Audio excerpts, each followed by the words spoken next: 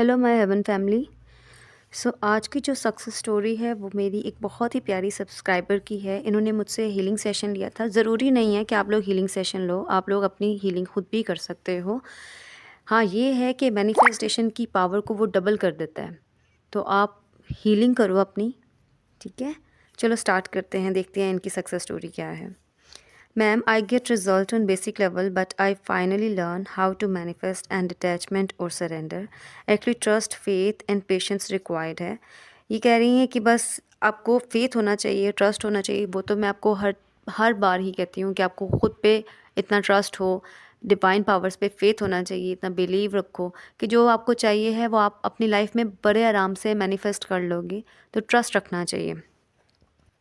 फिर जो इन्होंने एक्सपीरियंस किया उससे इन्हें समझ आया कि किस तरीके से हम डिटैच होते हैं, कैसे सरेंडर करते हैं। फिर उसके बाद ये आगे ग्रैटिट्यूड पे कर रही हैं। फिर मैंने इनसे पूछा था कि आपको कैसे कैसे रिज़ल्ट मिले हैं। फिर उन्होंने बताया कि मैम मैंने कल रात को स्क्रिप्टिंग की फॉर 20 to 30 मिनट्स और उन्होंने अपने एसपी का नाम मेंशन किया था।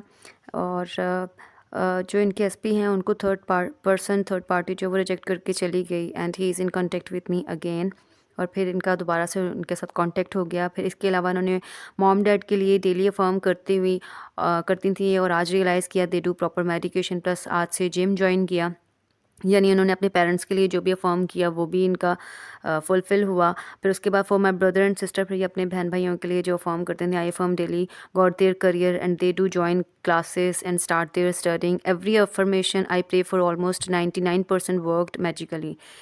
इन्होंने जिस तरह से अफर्म किया आप भी कर सकते हो। ये रोबोटिकली अफर्मेशन की बात कर रही हैं। रोबोटिकली अफर्मेशन का मतलब ये होता है कि आप उसको चैंट करते रहते हैं बार बार बार बार। उसमें आप ये इनफैक्ट अगर आप नेगेटिव भी हों या डेस्परेट भी हों तब भी अगर आप अफर्म करते रहते हैं तो वो आपका अफर्मेशन मैनिफेस्ट हो जाता है, ठीक है। तो ऐसे आप भी कर सकते हैं।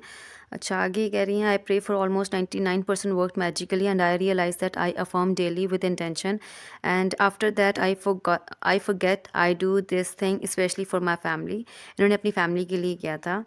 And I realize everything today and I am just 100% positive from yesterday night. Maybe the portal, but the positivity I feel today, I'm gonna try to maintain this for every day.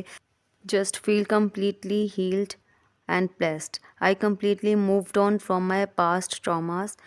और आगे ये gratitude पे कर रही हैं।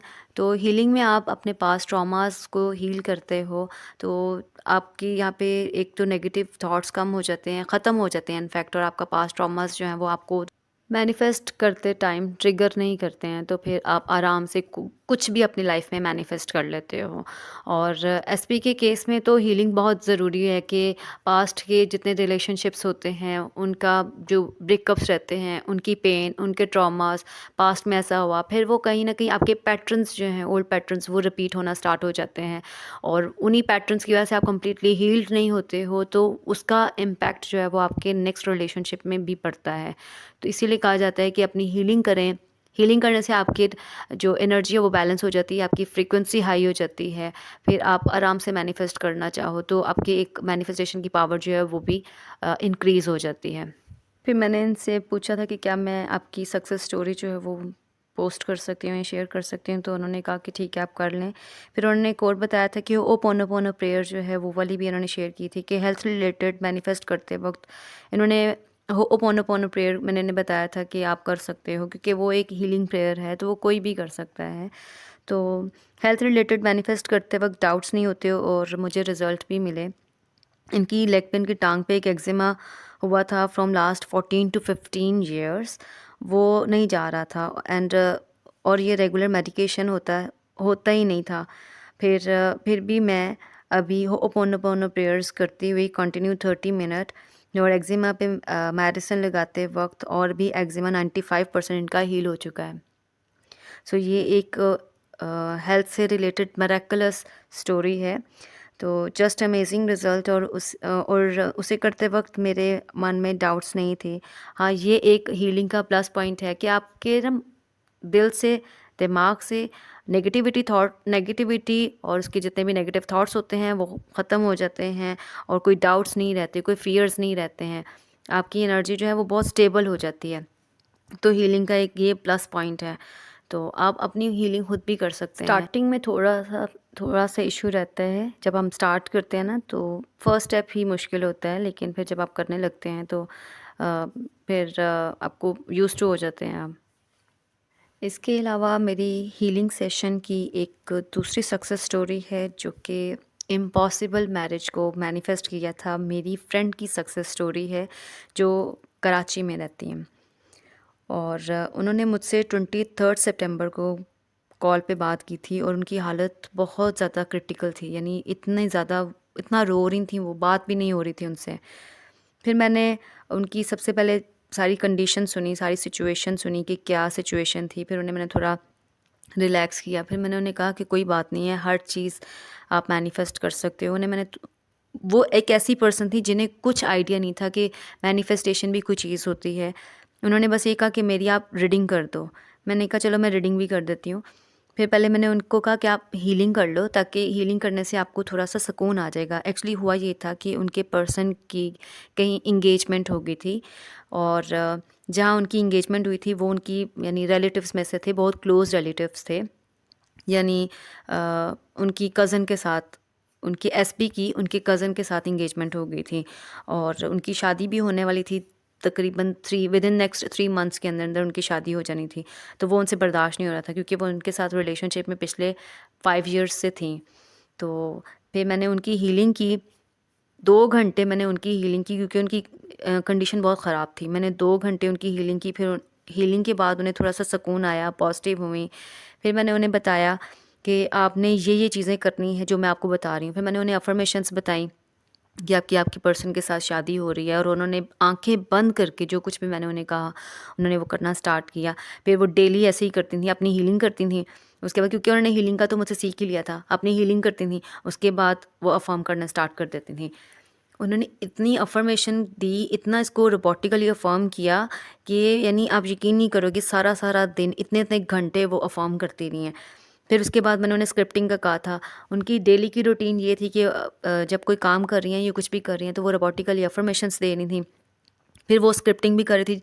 आप लोग यकीन नहीं करोगे कि मैंने जब उनको स्क्रिप्टिंग करने का कहा था, उन्होंने 35 टू 36 पेजेस एक दिन में लिखे हैं, और वो मैंने जब देखे थे और मैं हैरान रह गई थी कि कोई इतना ज़्यादा किसी के पीछे ज़िद लगा के बैठ जाता है कि हाँ, ये पर्सन मुझे इसी से शादी करनी है, चाहे कुछ हो जाए।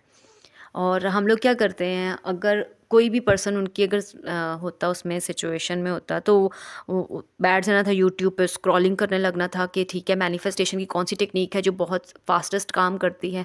उन्होंने बजाय इन सब चीज़ों के, उन्होंने जो कुछ भी मैंने उन्हें कहा, उन्होंने आंख बंद करके किया, स्क्रिप्टिंग की। रात को फिर वो क्या करती थी, रात को वो उन्हें मैंने बताया था कि इस तरह से आपने विजुलाइज़ करना है, और उन्होंने इतने अच्छे तरीके से, इतनी डिटेल में उन्होंने विजुलाइज़ किया था। उन्होंने यहाँ तक कि ये भी सोच लिया था कि इस तरह के मेरा ड्रेस होना चाहिए, मेरे पर्सन का ऐसा ड्रेस होना चाहिए, ये सब चीज़ें होनी चाहिए। उन्होंने मेन्यू हर चीज़ उन्होंने उसको स्केड्यूल करके रखा हुआ था कि अपने माइंड में ये सारी चीज़ें मैं करूँगी, ऐसा फ़ोटोशूट करवाऊँगी। फ़ोटोशूट के भी उन्होंने जो है ना वो पिक्चर्स वगैरह निकाल के रखी हुई थी कि इस तरीके की मेरा फ़ोटोशूट वगैरह होगा, मैं ये करूँगी, मैं वो करूँगी, मैं इस तरह की ज्वेलरी पहनूँगी, मैं इस तरह का के डिज़ाइन का मैं लहंगा पहनूँगी। फिर इतनी डिटेलिंग करके उन्होंने उसको विजुलाइज़ किया। फिर उसके बाद उन्होंने 23 सितंबर को मुझसे हीलिंग सेशन लिया था, और 12 ऑफ अक्टूबर को उनकी जो एसपी हैं वो अपनी फैमिली के साथ उनके घर आ गए, और उनकी एसपी का जो जहाँ पे उनकी शादी हो रही थी वो कैंसिल हो गई। क्योंकि प्रॉब्लम यहाँ पे ये था कि कास्ट का इशू था। वो लोग सैयद थे और ये राजपूत थीं। राजपूत वो लोग जो हिंदू होते हैं और वो कन्वर्टेड हुए होते हैं ना मुस्लिम्स में, तो वो राजपूत के साथ वो उनके फादर मानते नहीं थे, जबकि उनके एसपी ने बहुत कोशिश की थी। क्योंकि सैयद लोग हैं, और मुस्लिम्स में ये होता है कि जो सैयद होते हैं ना, वो कभी भी किसी भी तरह बाहर से ना रिश्ता करते हैं ना रिश्ता लेते हैं, ना बेटी देते हैं और ना ही बेटी लेते हैं।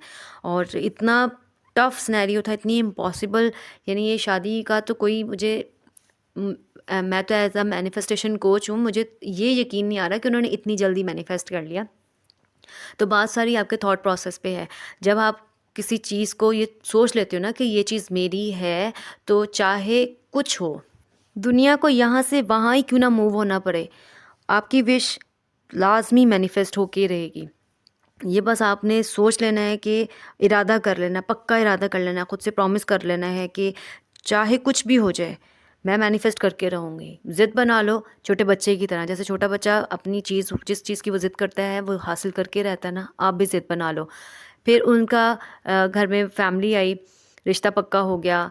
इवन के 15 नवंबर को उनकी शादी के मतलब डेट भी फाइनल हो गई। फिर मुझे उन्होंने कार्ड सेंड किया और अब उनकी माशाल्लाह शादी हो भी गई है, अपने ससुराल में हैं, खुश हैं। और अगर वो मैनिफेस्ट कर सकती हैं ना, तो मेरा ख़्याल है कि सब लोग मैनिफेस्ट कर सकते हैं। आप लोग भी मैनिफेस्ट कर सकते हो। बस अपने थॉट प्रोसेस के ऊपर ना थोड़ा-सा काम करने की ज़रूरत है।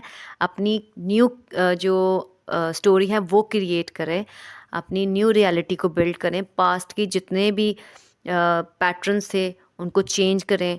जैसे मान लो कि आपका पर्सन इग्नोर करता है, तो आप इग्नोर की जगह ये लिख लो कि मेरा पर्सन सिर्फ मुझे ही टाइम देता है, मैं पर्सन की प्रायोरिटी हूँ। पर्सन का नाम ले लो ना, नाम लेके अगर आप अफर्म करते हो तो आपका सबकॉन्शियस माइंड उन अफर्मेशंस को जल्दी कैप्चर करता है और फिर उसकी रीप्रोग्रामिंग बहुत आराम से हो जाती है। अगर आप एसपी का नाम डालते हो ना, एसपी की जगह आप अपना नाम, अपने पर्सन का नाम रखो और फिर उसके बाद आपको हो कि नेम, लाइक एसपी नेम, मुझे फुल टाइम देता है, मैं ही उसकी प्रायोरिटी हूँ, वो मेरे लिए सब कुछ करता है, मेरे लिए स्टैंड लेता है और मुझे डेली मैसेजेस पे बात करता है, कॉल्स पे बात करता है, मुझे डेली कॉल्स करता है। जो कुछ भी आप उसके साथ कांटेक्ट में रहना चाहते हो या मैरिज कमिटमेंट चाहते हो या शादी मैनिफेस्ट कर रहे हो, इवन मैरिज ही क्यों नहीं मैनिफेस्ट कर रहे हो। अच्छा, जो लोग मैरिज मैनिफेस्ट कर रहे हैं ना, वो काइंडली मैरिज कमिटमेंट को लेके कुछ ऐसा मैनिफेस्ट करें, वो डायरेक्ट मैरिज ही मैनिफेस्ट करें। क्योंकि जितना टाइम आपने मैरिज कमिटमेंट, मैरिज प्रपोजल और ये सब चीज़ों में वेस्ट करना है, बेहतर यही है कि आप डायरेक्ट अपने पर्सन के साथ मैरिज मैनिफेस्ट करो। और क्योंकि आप पहले स्टेप बाय स्टेप चलोगे, क्योंकि मेरे पास बहुत सारे लोग आते हैं, वो कहते हैं हमें पहले ये मैनिफेस्ट करना है, पहले हम मैरिज कमिटमेंट, एंगेजमेंट, प्रपोजल ये सब मैनिफेस्ट कर लें। इसी में अगर 5 6 7 साल लग जाएं, वैसे इतना टाइम लगता नहीं है, आप डायरेक्ट शादी ही मैनिफेस्ट करो। मैं सबको यही सजेस्ट करूँगी। तो आप लोग शादी मैनिफेस्ट करने के बारे में सोचो और उसी के लिए अफर्मेशन बनाओ, उसी को अफर्म करो, रोबोटिकली अफर्म करो, साथ में स्क्रिप्टिंग करो और रात को विजुलाइज करो, तो शादी ही मैनिफेस्ट करो। ठीक है, साथ में डिटेलिंग करना भी स्टार्ट कर दो कि हमारी शादी में ये चीज़ें होनी चाहिए, ऐसा होना चाहिए, वैसा होना चाहिए। छोटी छोटी डिटेल्स को भी आपको स्क्रिप्टिंग के अंदर मेंशन करने की ज़रूरत है कि आप मेंशन करो कि कहाँ शादी हो रही है, कैसा ड्रेस है, ज्वेलरी कैसी है, ये छोटी छोटी चीज़ें भी मेंशन करो। और भी बहुत सी सक्सेस स्टोरीज़ हैं, तो मैं टाइम के साथ साथ बाकी दूसरी स्टोरीज़ भी शेयर करूँगी ताकि आपको इससे मोटिवेशन मिले। मेरा ख़्याल है कि इन 2 सक्सेस स्टोरी से आपका जो कॉन्फिडेंस लेवल है वो काफ़ी बूस्ट हुआ होगा। तब तक पॉजिटिव रहिए और अपनी लाइफ में अच्छी अच्छी चीज़ें पॉजिटिविटी के साथ मैनिफेस्ट करते रहिए। मैं मिलती हूँ नेक्स्ट वीडियो में, तब तक अपना ख्याल रखिए। Thank you.